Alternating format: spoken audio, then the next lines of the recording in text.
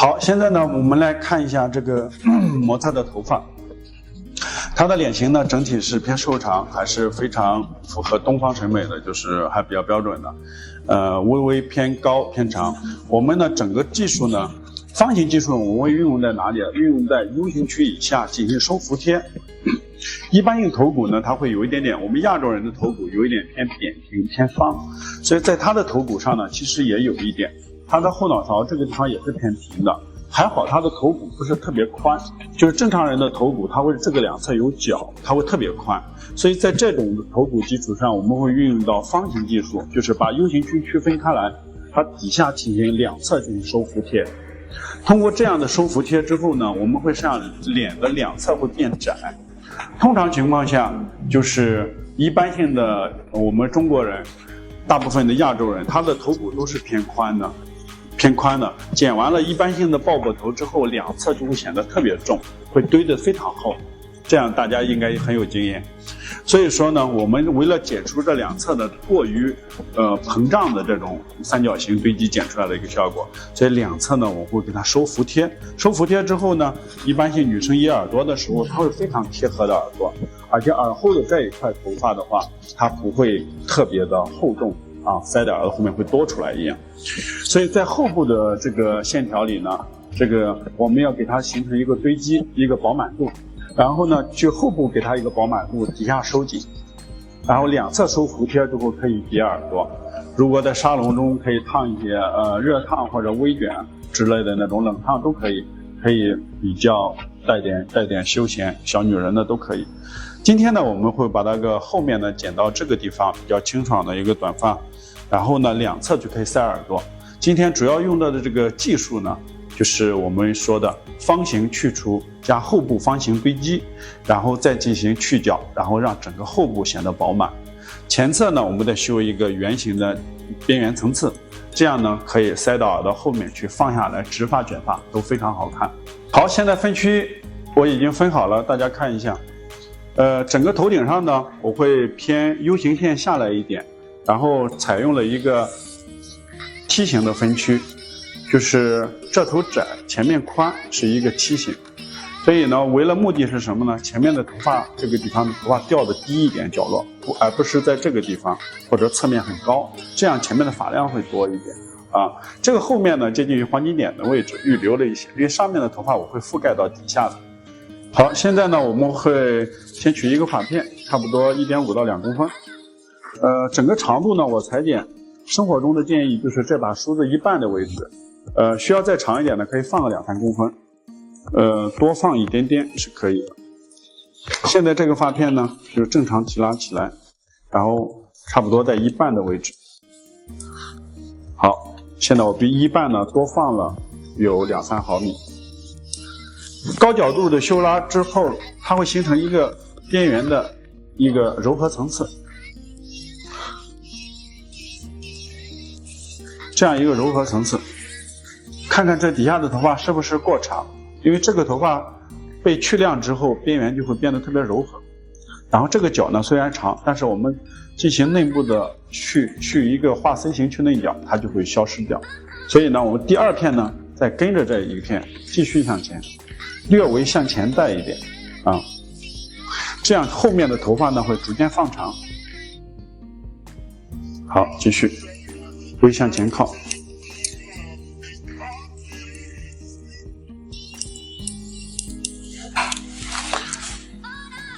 第三片呢，继续带向第二片。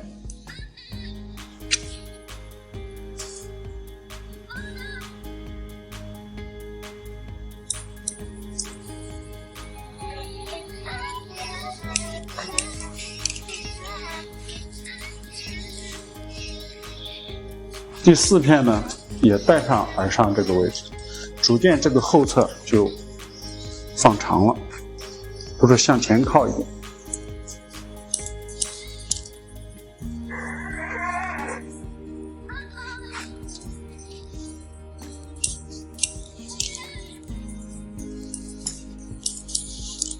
检查一下，这种方法呢，修剪了之后，它两侧的头发会被收紧。现在已经侧面被基本修剪完了，还有后面的有一点点还没有修剪。我们看这里，这个头发呢，它会形成这样一个渐层。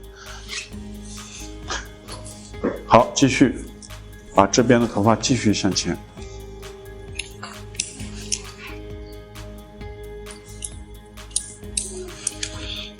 继续，整个侧面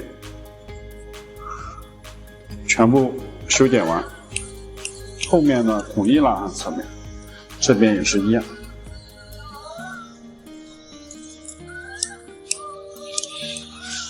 整个后面呢就是这样，带向一个地方。这个时候呢，后面的头发是最长的，两侧的头发它会由高降低，因为它后面会越来越长。这个时候我们所看到的侧面的地方会收得非常服帖，是因为它向前带又是高角度，所以这个地方带有层次，它就收紧了。对于扁形头骨的人来讲，这个地方被放长了之后，无疑来说它的饱满度会增加，这两侧收紧了之后，显得头就会比较窄。所以说从这个技术的裁剪上，我们对这个技术的运用非常重要，它可以矫正我们头骨的形状，也可以帮助我们发型做的这种形体比例的美感会做得更好。好，这一侧呢就修剪完了，我们进行下一侧。好，现在呢我们来剪另外一侧。那边的头发呢，我们先来看一下，我取的是一个梳子多一点点啊，多2颗齿，差不多有2毫米的位置。这边呢也以这个长度为标准，逐渐一片一片向前靠。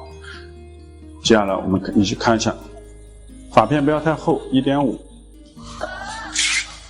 然后呢，角度呢要拿到高一点，垂直于头皮。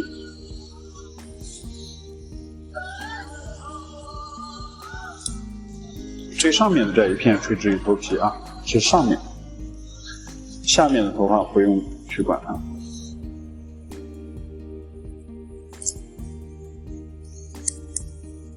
第一片剪好了之后呢，可以放下来轻微的观察一下，看这里的长度是不是我们要的。好，第二片呢再向第一片就好了，向前微靠一片，靠一个半片。这样的目的呢是为了把后面的头发放长，前后形成一个推动性，越朝后它越长。好，第3片，这种操作方法呢还是非常简单的。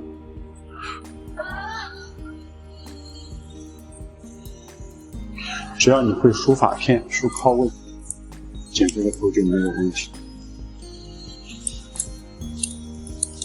下面的头发继续拿起来和漏掉。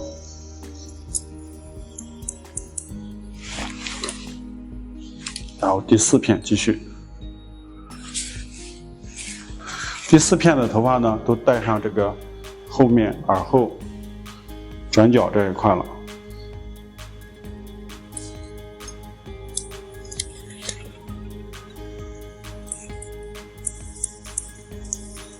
继续。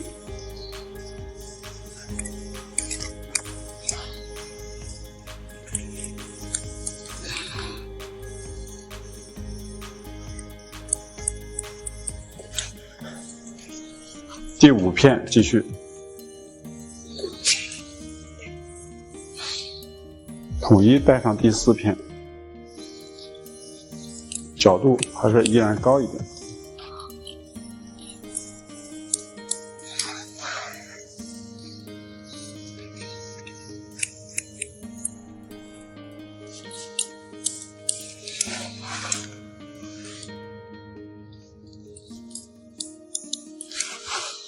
好，最后一片呢，一直分到中间线，就是中线的位置，等于左右各一半，全部都剪到了。继续朝旁边带。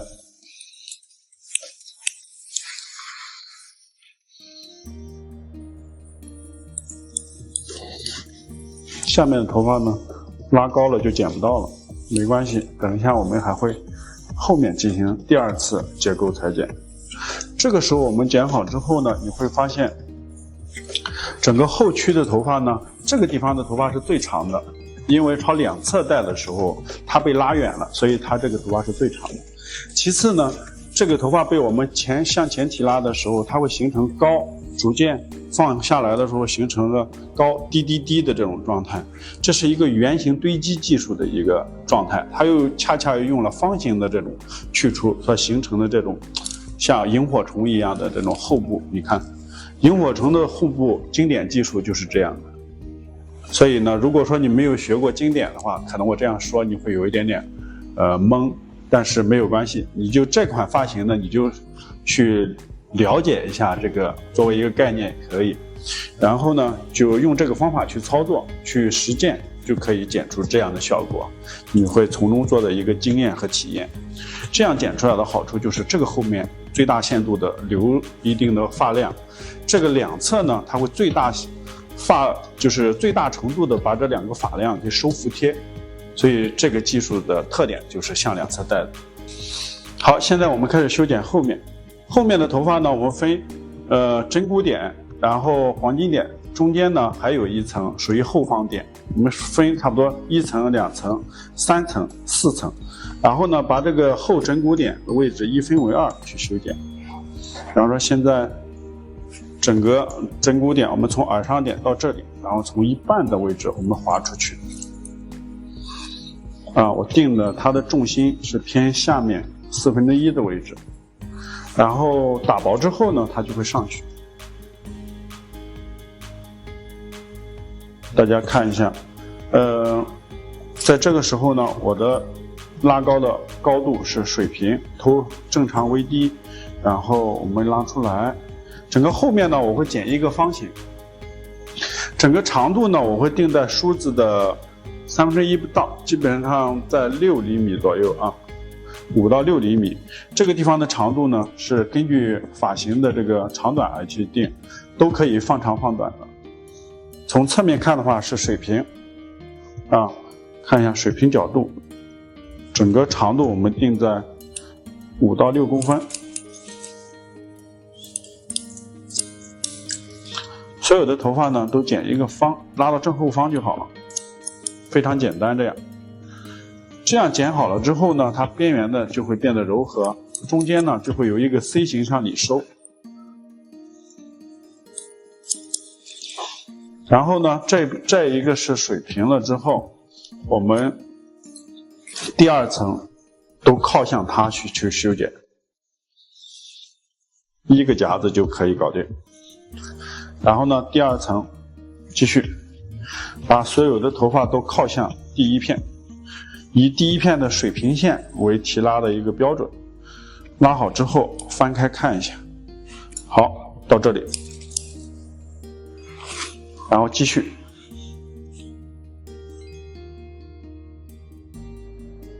找到引导线原有的高度，千万不要朝下梳，这样不方便你检查，这个是一个经验。它定格在空中，就让它定格在这里，这样能更好的看清楚引导线。这边也是，然后继续。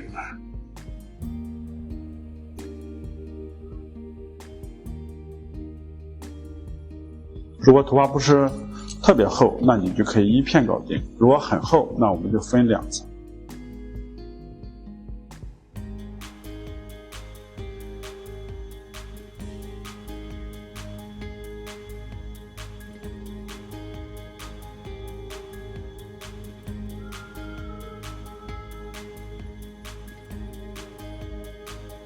好，检查一下，整个后面呢，我们就剪一个方，定到1个重量线上去点。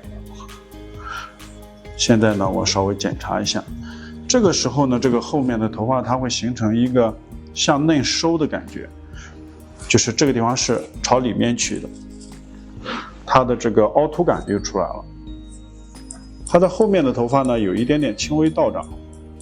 只要把小小的头发拿掉就好了，一点点。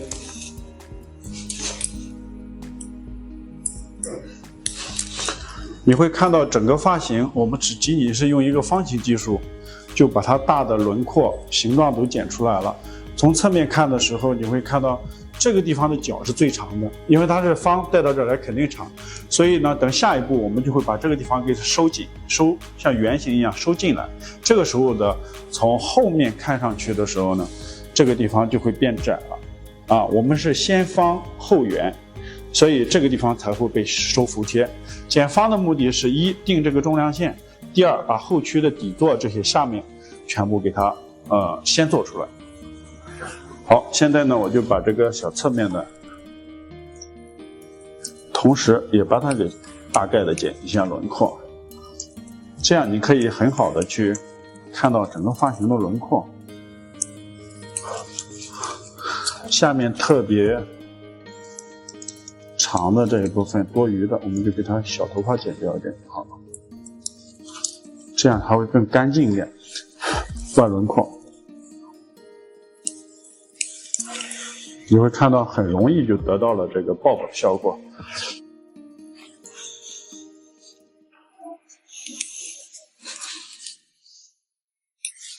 我们来看一下这里，整个后区重心出来了，然后接下来我们要先方后圆，把这两侧的角我们再给去掉。好，现在呢，我们看一下后面修好了方形的重量线之后呢，就是剪好了结构，它会有一条重量线的。现在有这条重量线呢，并不是我们要的一个目的啊。我们的目标是把它的重心定下来之后，再去修剪这个地方的一个角，这样呢两侧就可以收紧。我们要的仅仅是重量线。接下来呢，我会从耳上点分一条线，正中线分一条线，将这两点之间连接走一个弧线，把这个多余的角进行剪掉。我们可以看一下这个角，这个角呢是因为拉成方形点的，所以它在这个地方会有一个角，很正常。所以呢，我们利用这个技术取的是后面的重量线的作用。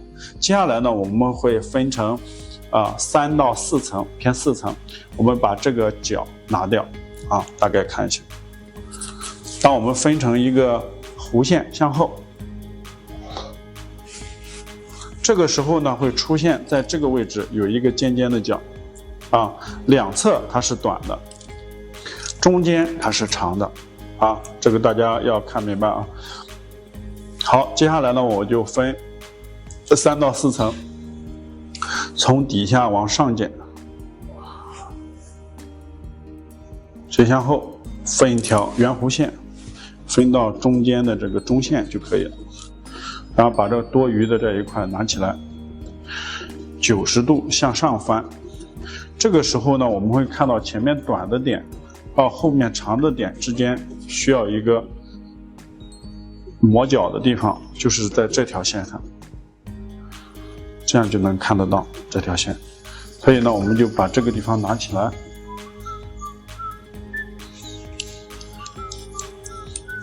差不多1到1.5公分。反上去剪呢，它剪的是表面的长度，而不是底下的长度。角度呢，控制在90度这样可以稍微看一下，看看自己剪的够不够。如果剪的不够多，那你可以再多反一点。好，基本上可以。然后后面呢，这个地方也要点一下。这样方形的重量线逐渐就减弱了。第2层，把这个头发拿起来，也是进行高角度，用梳子向外翻一下，这样能够把里面的头发放得长一点。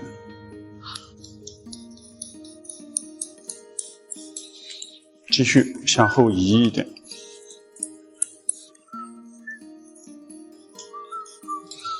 再向后，微微向前斜一点不能纯粹在这个地方，这样剪出来的头发比较生硬，它没有一个落差的推动性。向前带，它会向后推。好，这样呢，我们就得到了一个收紧的效果，表面这个角呢就会被我们拿掉。两个在一起再检查一下。好，接下来呢，上面一层。太多的话就少分一点，梳子梳顺，这样梳一个弧线，准备向外翻，找到这个角的重量线，这些地方呢先放旁边。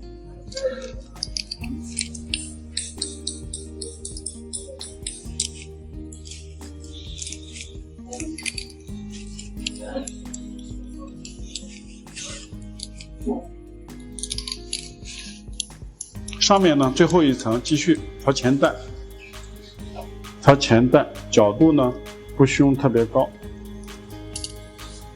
沿着刚才的引导线继续微向上翻。这个时候呢，我们剪掉的头发都在两侧，这样的头发我们侧区这个重量的表面的重量就被拿掉了。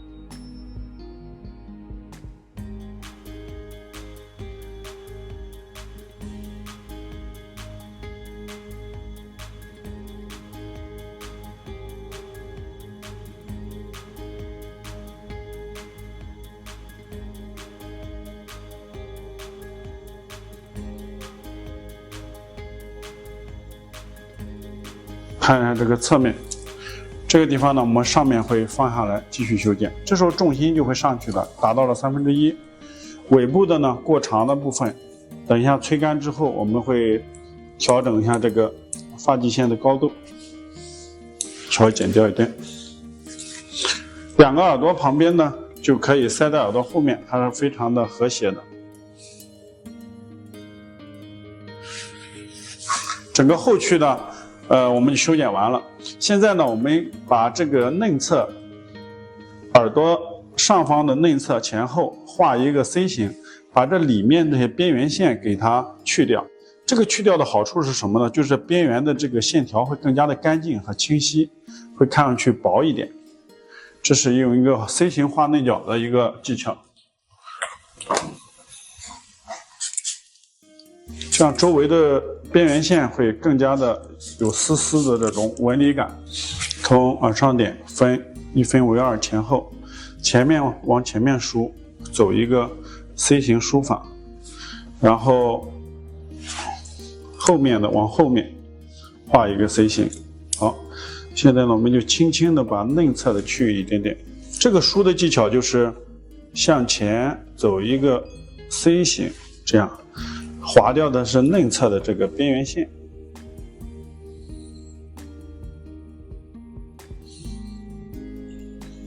一点点，在这个地方，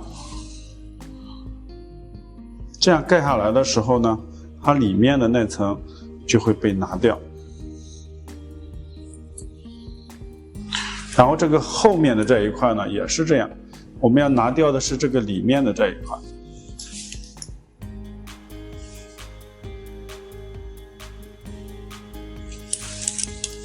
好，内侧拿掉了。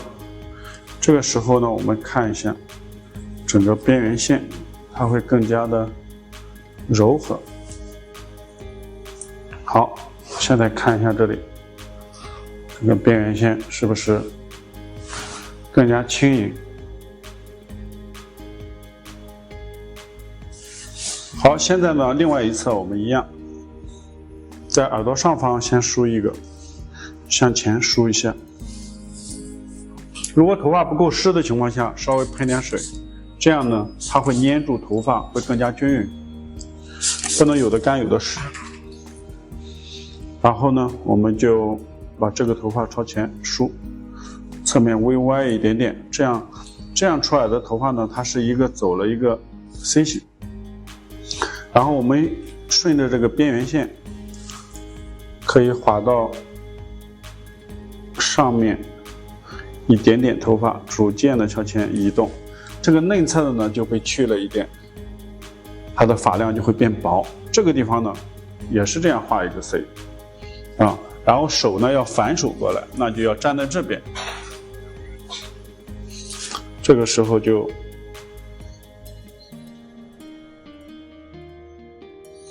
这样去画，检查一下。好，这样画完了之后呢，它耳朵后面内层的那些特别厚的就没有，会变得更加柔。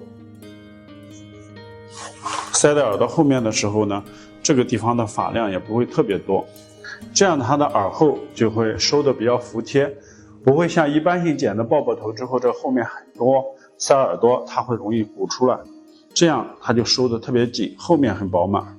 对于扁平头骨的人来讲，这个技术非常好用，而且头骨宽的人，这种剪发方法会让整个发型看上去比较瘦，两侧比较瘦，比较窄。这个呢就是方形去除、方形堆积组合使用，再加上这个去角。好，接下来呢我们就开始修剪顶区。好，现在呢我们底区已经修完了，我们现在呢将这个头发呢顶区的放下来，放下来之后呢，我们开始进行上下连接。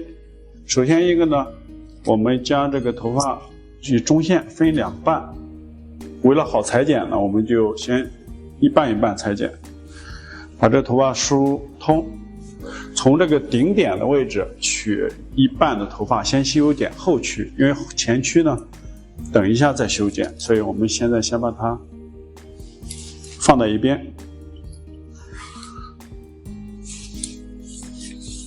好，这个头发的后面的技术呢，我会用什么技术和大家分享一下。这个头发的技术呢，这个中间这一块它是有重量线的，所以是连接的。到这个地方的头发肯定不能给它连接，如果给它连接那就很短，那就完全整个头发剪失败了。所以这个后面的头发呢，基本上会带到这个正后方，就是偏方的位置。你顶多可以去一点点圆弧角是可以，到后期修整的时候可以去微微调整，但是大的方向剃到这个地方的时候，我们还是以方形，后面是以方形靠位带发片，把前面的头发上后带连接，最后在两侧修边缘层次。所以接下来呢，我们看看这个后面的连接，我从侧面开始修剪，从中间取一条引导线，正中间，然后呢，把这个引导线找出来，最底下的正中间的这一块就是它的一个引导线。将这个头发呢以垂直于地面的角度去修剪。好，把它连接上。这个侧面是连接的，因为它后面这一块的头发呢，它是长的，我没有去掉的。所以说它是唯一的连接的地方在这里，中间的3片的位置它都是连接的，越到旁边之后这个内侧越短，是不是越不能连接？这一点大家务必要搞明白啊。所以说在这个地方它是一个覆盖上下不连接的关系。好，我们继续，第2片就靠向第1片，角度稍微拉高一点，已经有引导线了，我可以拉高的，然后剩下1片继续带到前面第2片，分出一半，垂直分发片啊，其实就是把它朝方带。这个地方的头发呢也还是一样，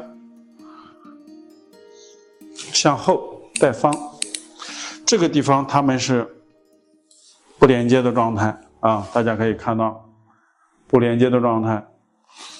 所以千万不能拿到这侧面把它连接了，那整个头就剪失败了。这样呢，它的头骨两侧即使是宽的头骨，它都会被它收服帖。所以这个地方呢，它是一个不连接的关系，但是它盖下来的时候是完全视觉上看不出来的，非常的柔和自然。然后呢，另外一侧我们继续，还是以垂直分缝向中间靠一下。继续向内侧，宁可长勿短，因为你干剪的时候还可以继续再微调啊。这个中间连接好就可以了。好，剩下来怎么办了呢？我们把前面的刘海都带向后面，把多余的也剪掉，也是在中间取一个发片，所有的向后带。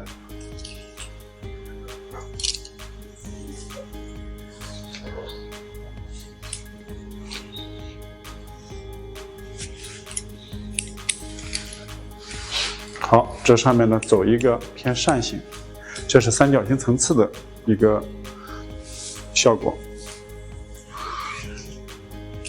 逐渐向后带，然后前面呢走一个扇形，它上面的头发不会过长，这样我们就可以把它连接过去。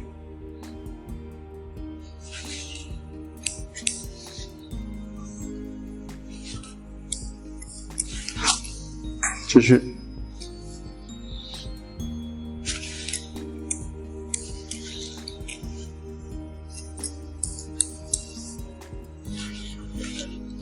所有的头发向后带，微微向内靠一点点啊，走方形。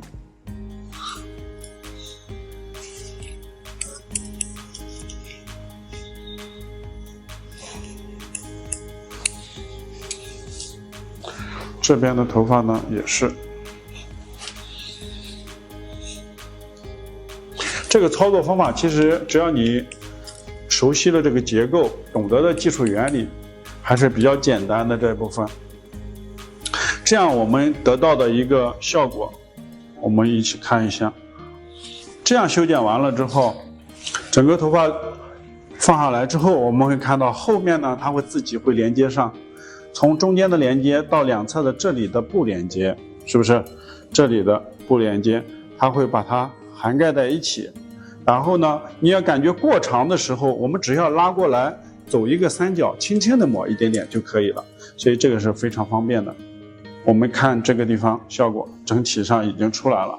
这个前面的头发呢是比较长，我们如果说剪前面有齐刘海，这样也是可以。我们不剪齐刘海，走长的，直接中分两边的括弧型刘海也是可以。所以今天呢，我们走的是括弧型刘海。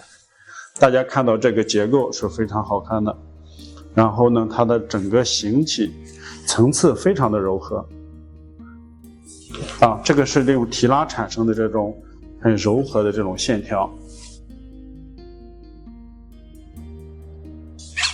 好，现在呢，我们剪前面这个层次，这个层次呢，我要给它剪到的位置基本上都在嘴角，一般性人都在嘴角这个地方会合适。这个侧面呢会切一个由上面的短到长的这种微圆弧，然后给后面的这个长度呢，我们上面的这个长度跟底下是不连接的，它是一个方形斜向前，那到这个地方就形成一个斜向后，所以在这个侧面的时候呢，它就会形成了一个这样的夹角啊，这个夹角呢正好放在耳朵后面就可以了。好，现在呢，我们就起一个引导线，在嘴角之下，我从最前面，正中间取一个小三角形。基本上呢，我会到嘴角下嘴唇，略微长一点点，因为偏到两旁边就会短。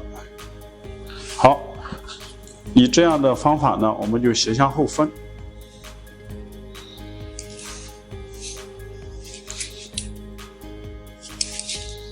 再去一点点，不要太长，走一个圆弧啊，不要太方。好，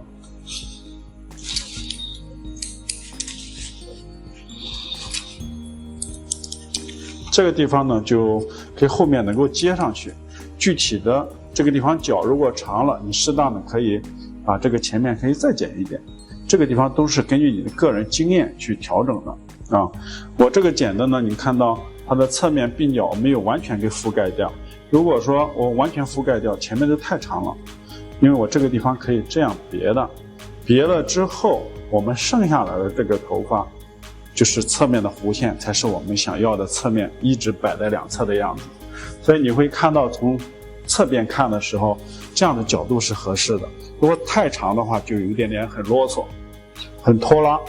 所以后面的这个角呢，后面这个角我们就留着在哪里呢？它是后脑勺这个耳后这一块，它属于这样覆盖的底下这一层的，所以说这样它会形成一个很服帖的、很自然的，就是一个收紧的效果。现在呢，我们开始修剪另外一侧，以前面这个引导线呢向后修剪，然后走一个圆弧形，前高后低这样。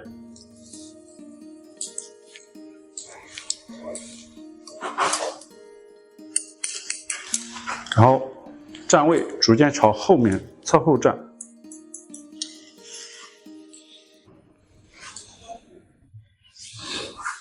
不要太长，微露一点点鬓角的效果。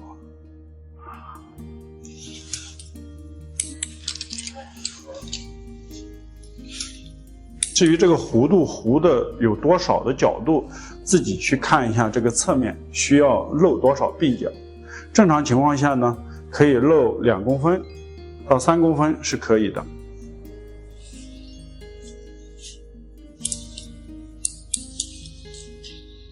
我要确定我的鬓角在哪里，然后看看它两者之间的这个长度。这个是经验，还有你脑海中的这个发型印象的一个美感。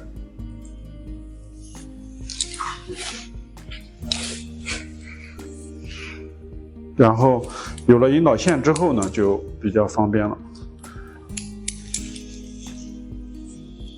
带一点斜向前。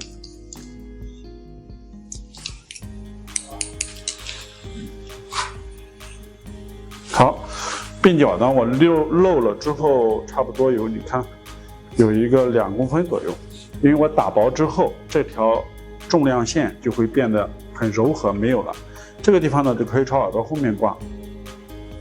然后后面的这些地方呢，我们也会进行一个稍微的调整，比方说这些过方的地方，我们就可以拿起来，只要拿在靠前面一个发片的位置，就可以把这地方修掉了，所以这些都不是问题。先剪方后磨圆，这个时候耳朵后面这块也收服帖，头顶的头发也会跟着一起蓬松起来。然后我们现在要做的呢，就是什么呢？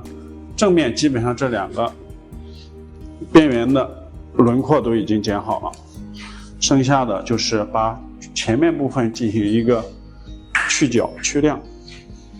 因为我们低角度剪的，所以呢这个上面它一定会出现一个特别明显的角了，所以我们要把这个角磨得稍微圆一点点，这样前面就不会很重。前面的这个最长的引导线我们不需要去动它，从最顶点开始朝前梳，由顶点放射分区，这样就可以把它连接一下。好，你看这边呢，我就进行一个放射性分区，分干净。看看引导线，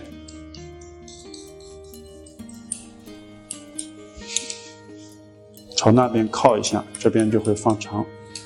这边呢，再靠一下，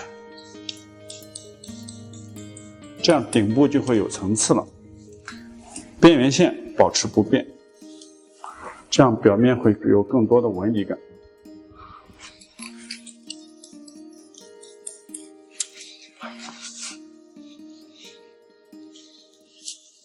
这边的头发呢，一样，我们朝另外一侧带，也去把它给点掉一点，去角。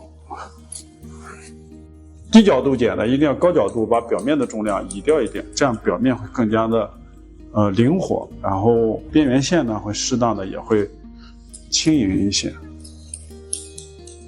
这种线条属于圆形，带点圆形堆积的一个切口。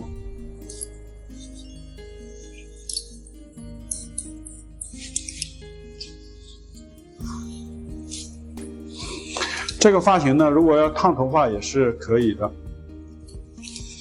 上面的头发是冷烫或者热烫，内层时让发尾一点点进行柔和一点点烫就好了。用定位，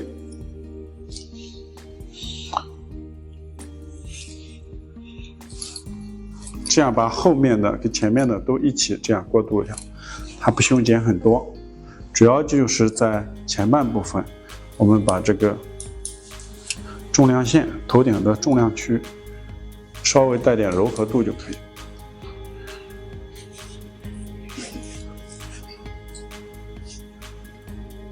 好，接下来呢，我们就开始把它所有的头发吹顺，然后用9排梳吹顺。之后我会在这个地方进行一些打薄啊，这样再去调亮。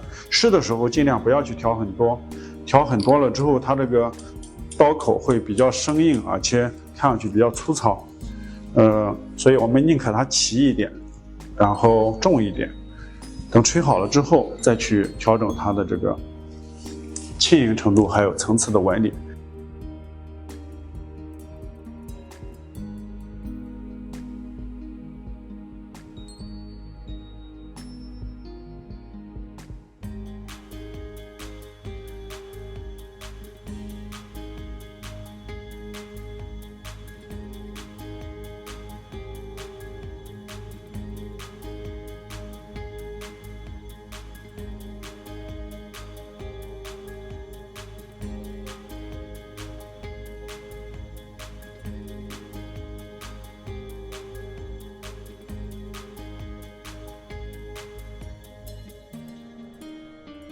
好，大家看一下整体的头发呢，结构已经吹好了，我就把它吹顺。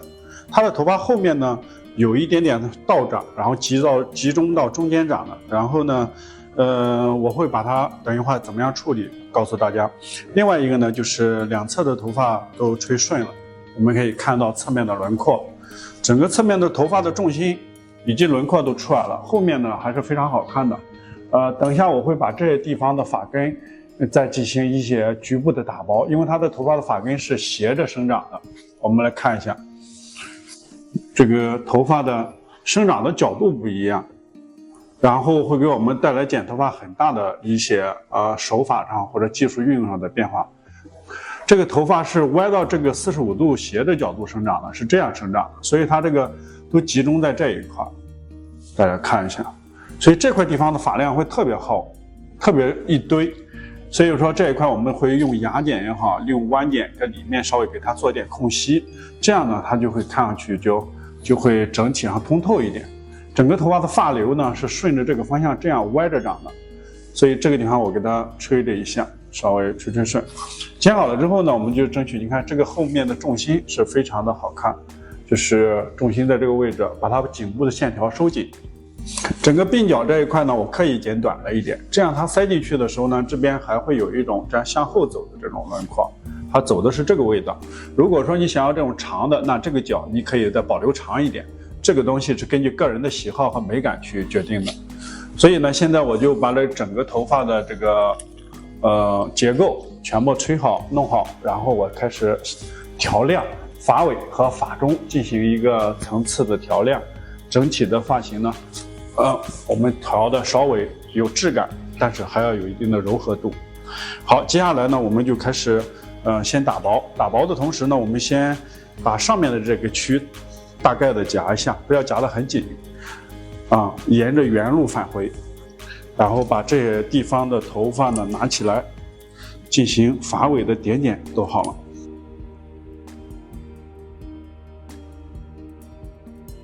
所有的头发呢，点它的发尾1/3最多了，因为我们是靠结构已经完成了这个整个头发的一个收紧的过程，所以就是收服帖的过程，我们没必要找牙剪拼命的在里面去打那个很薄，这样呢会破坏头发的原有的结构。头发呢，它在洗完头之后，这样更不容易变形。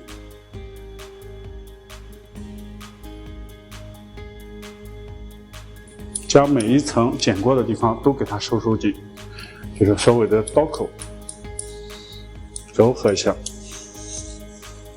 这样的侧面它的线条都是非常通透而且有流线的，很好。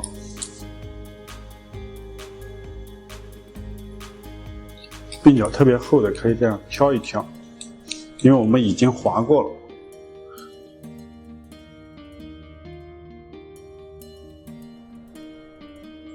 然后侧面呢，底下这些地方都要给它的刀口进行柔和。型剪完呢，一定要注意这种刀口的柔和性，它这样你看就很自然。特别厚的呢，你就可以轻微的利用剪刀划一下。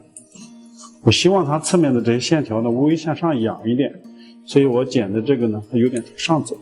特别整齐的，你可以像我这样点点，就是点一点，让它的刀口不那么齐，会看上去更加的自然。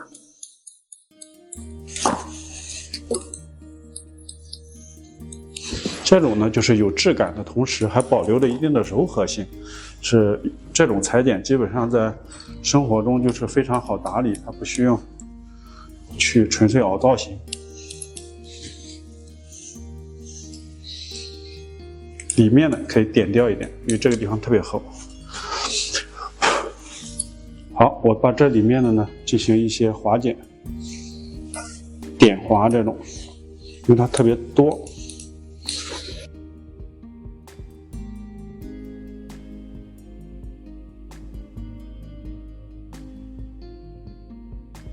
好，这边呢我就修到这里，然后修另外一侧，以一样的方法把多余的上面的那一个区域拿起来，然后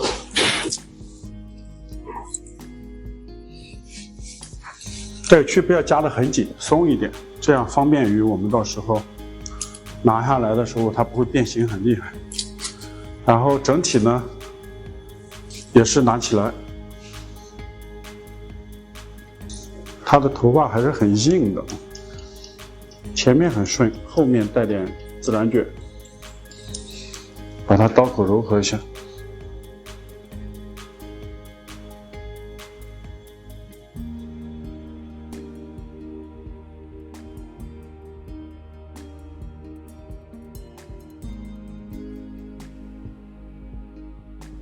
然后这边呢，我们一样，全部拿起来进行点点柔和。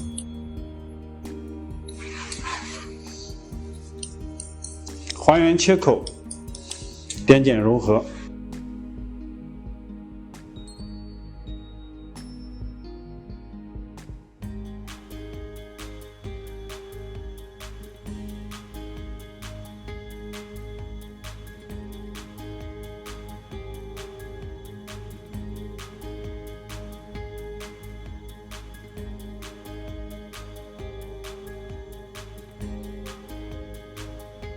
边缘线进行轻轻的点点，让它看上去有点参差不齐，这样会稍微柔和一点。表面特别呲的可以给它涂手，表面涂掉。遇到自然卷可以这么操作。整个后区的话呢，我们就完成了。好，把上面的头发放下来。现在呢，我们开始把前面刘海区的进行点点。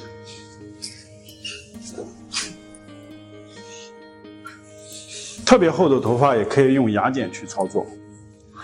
现在呢，我们先把整个头发的侧区，先修一个侧面的，把这个区域进行一个点剪。烫头发呢，有的时候你也可以用牙剪去调，但是不适合调很多。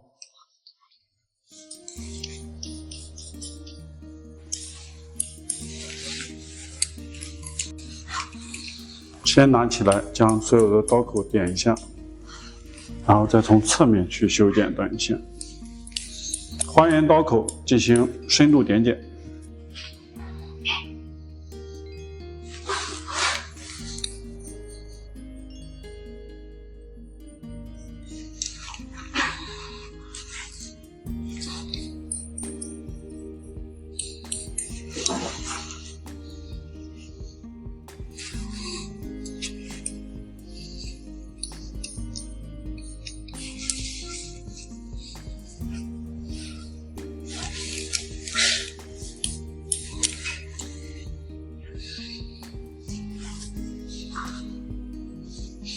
上面的头发呢不适合打得过薄，过薄了之后呢，它上面的饱满度就没有了，所以呢，适当的给它，柔和一下刀口的痕迹、发尾的痕迹这些，然后侧面这些点剪，主要就是刀口。特别厚的呢，我们会考虑在中间50%到发尾1/3的位置进行一些去亮。点剪之后呢，所有的刀口它这个发尾就是变得非常自然，它都融合到一块了。所以我们只需要在发尾2-3厘米的位置进行柔和就行了，千万不要搞得很碎。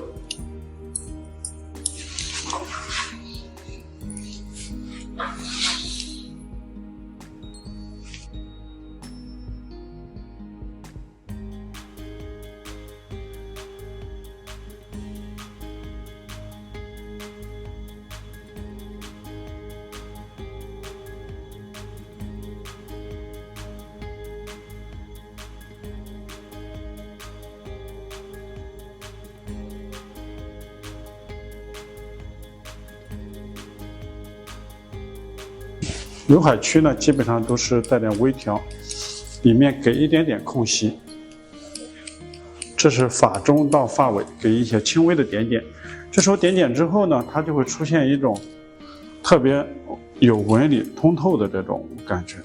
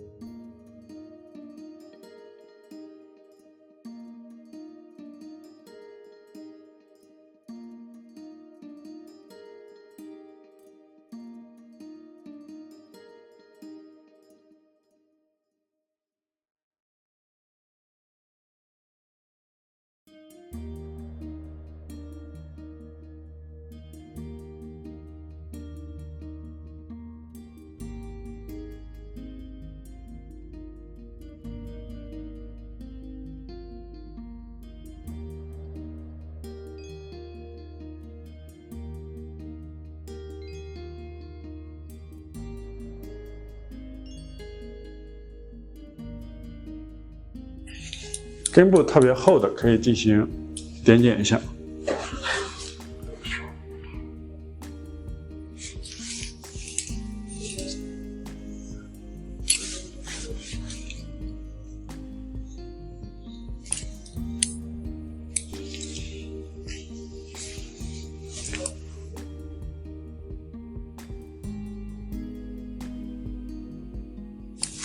内侧比较厚，可以稍微划一下。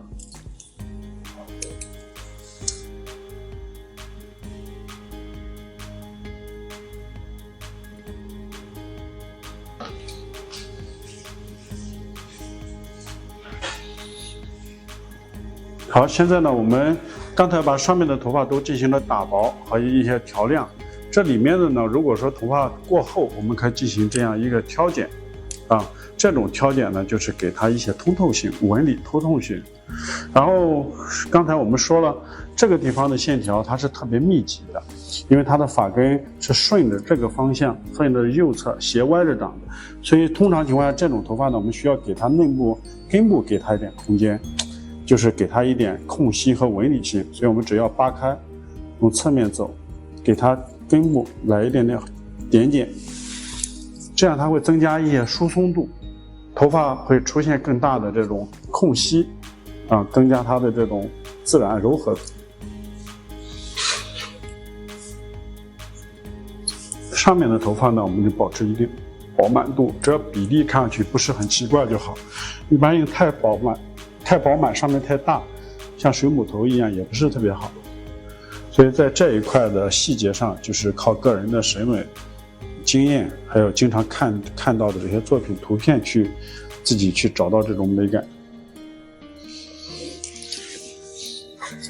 这些地方呢都还好，我们就把它根部的一些过于厚的弄好。然后前面的头发呢，从侧面看的话，它是有一个弧线的到这里，然后耳朵旁边呢，我们就可以挂在后面，上面呢就可以放下来。所以从侧面看上去的时候，整个发型它特别流畅。这个侧面的细节呢，就让它的头发向上微微上扬一点点，它会比较柔和。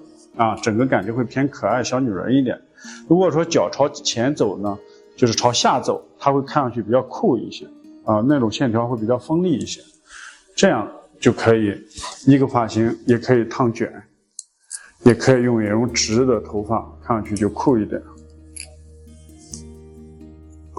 比较简约率性一些的也可以。好，现在这个头发呢，我们整体就给准备擦点东西，然后吹了一下微微的弧度。在日常生活中呢，大家可以用杠子去烫一烫，发尾1/3，头顶撑起来啊，所以整个头发会表现的特别柔和的一种。如果要酷一点的呢，这种就可以直线就可以了，让头发看上去简洁一点，比较有力量一点的线条。现在呢，我给擦了点发油，你看整个头发的发丝呢，它是非常有纹理的。因为里面的头发呢，我进行了一些挑剪，发尾点剪，内部呢进行一些挑剪，剩下的就基本上就没有用了其他的。在这个整个纹理上，你看我们弄完之后，就有很好的有这种纹理性、空间感。这个头发从正面看的话，它是一个不连接的，大家可以看。所以说这个不连接的目的，我们要知道，就是把这个地方的头发我们是收服帖用。一般性的剪头发呢，会从后面成一个三角形抱抱，朝前推，推完了之后，往往这个地方发量会特别多。所以说呢，我们用这个方形去除的技术去做的话，两侧收的特别紧，然后再把它放下来，整个头发呢，它会合二为一，侧面呢，它会很自然的融合到一起。挂耳朵的话，它完全就在一起了。你看它整个侧面的比例收服帖，然后包括这个地方的一个鬓角也可以融合到一块，这样的一个效果非常的完美融合到一起。然后挂耳朵就不挂耳朵的时候，这种头发也可以放在旁边。好，整个侧面的纹理就是这样，很灵动，这样的非常真实的啊。至于拍照片凹造型，那就另当别论了。所以在日常生活中，客人要的基本上就是解决一些现实问题，好打理，方便性。这种头发其实微烫是非常好的，就是偏柔美一点的。然后这边的头发呢，也是同等的道理。我们可以看到，侧面如果说烫头发、做造型之类一样，还是覆盖在上面，把上面烫蓬松，两侧收紧。所以这样的线条从侧面看上去，形体比例啊，这个形体比例，后面是松，然后收紧，然后这个地方不连接，自然融合。朝后梳的时候呢，它也会有这样的纹理，是非常好看的。整个头发的呢，两个侧面包括前面啊，整个效果大家都看到了。好，今天呢，我们就来总结一下整个发型的一个技术的运用。首先我们上面采取的一个梯形分区，前面宽后面窄，这是第一个区。我们裁剪的时候是从左侧进行一个方形提拉，逐步向两侧修剪，然后两侧是一样的方法修剪，最后后区呢又会有一个方形堆积。所以说我们采取了两侧去除，后部堆积一个方形堆积，最后翻起来去角，这是底区的整个操作。然后在第二区呢，会从侧面开始连接头发，连接后区的一个引导线，两侧进行不连接，然后边缘修圆弧线向后走，上面再磨角。整个操作上呢，我们就分了两个区，技术上呢分了上面一个三角形层次，两侧属于方形去除，后面一个堆积，再加一个反去角。整个发型这个操作的流程还有这个效果，相信大家已经看到了。希望大家在回去之后呢，可以进行一个举一反三，在生活中用这个实际的这种假人头去操作一下，然后再朝客户的头上去做，然后这样呢有充分的这种经验啊，然后避免在客人头上去出错。希望这个技术呢大家能够举一反三，把它吃透，这个技术还是非常强大的。我觉得在沙龙里适用的范围非常广泛，不管是直头发还是卷头发，不管长一点还是短一点，这个发型这个技术啊，它能做出好几款发型。好，这一次的技术咱们就讲到这里，下一期再见，拜拜。